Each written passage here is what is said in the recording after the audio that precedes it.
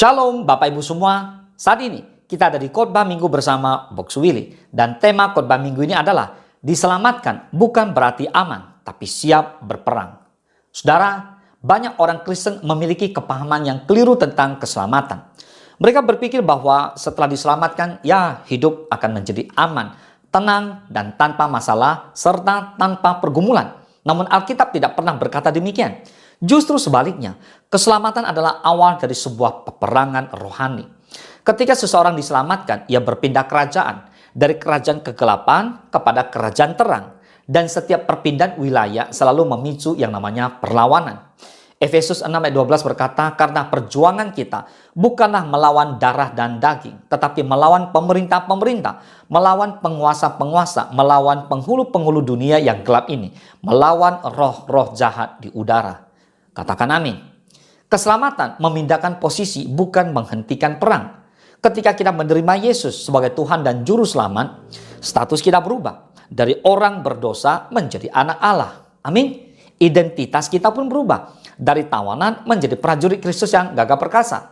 Arah hidup kita juga berubah. Dari dunia menuju kekekalan. Namun Alkitab tidak pernah menjanjikan zona netral. Yesus sendiri berkata, Yohanes 16 ayat 33, semuanya itu kukatakan kepadamu, supaya kamu beroleh damai sejahtera dalam aku.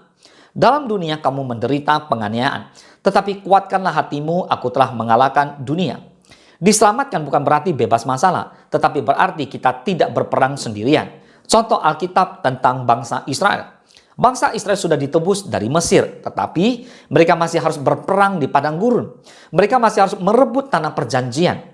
Mereka masih menghadapi musuh, ketakutan, dan ujian iman. So, keluar dari Mesir tidak otomatis masuk Kanaan tanpa perang. Iblis tidak takut orang Kristen yang pasif. Iblis tidak terganggu oleh orang Kristen yang hanya ke gereja doang.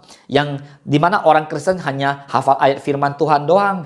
Orang Kristen yang puas asal selamat saja. Yang ditakuti iblis adalah orang percaya yang berjaga-jaga dalam doa. Orang percaya yang hidup dalam ketaatan. Orang percaya yang mengerti otoritas rohani. 1 Petrus 5:8 berkata, sadarlah dan berjaga-jagalah. Lawanmu si iblis berjalan keliling sama seperti singa yang mengaum-aum dan mencari orang yang dapat ditelannya. Orang yang merasa terlalu aman justru paling rentan diserang. Contoh Alkitab, Raja Daud. Daud adalah orang yang diurapi Tuhan. Namun ketika ia tidak berjaga-jaga, tidak disiplin rohani, memberi celah pada daging, maka ia jatuh dalam dosa dengan Batsyeba. Pengurapan tidak menggantikan kewaspadaan.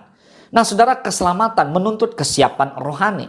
Paulus tidak berkata, kenakanlah piyama rohanimu. Tetapi berkata di Efesus 6 ayat 11, kenakanlah seluruh perlengkapan senjata Allah. Supaya kamu dapat bertahan melawan tipu muslihat iblis.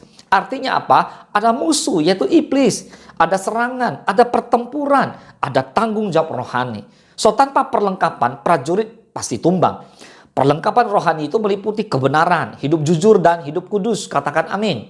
Keadilan, hidup benar di hadapan Tuhan. Amin. Injil damai sejahtera, artinya kita punya iman yang teguh. Perisai iman, ketopong keselamatan, pedang roh yaitu firman Tuhan, doa yang tekun.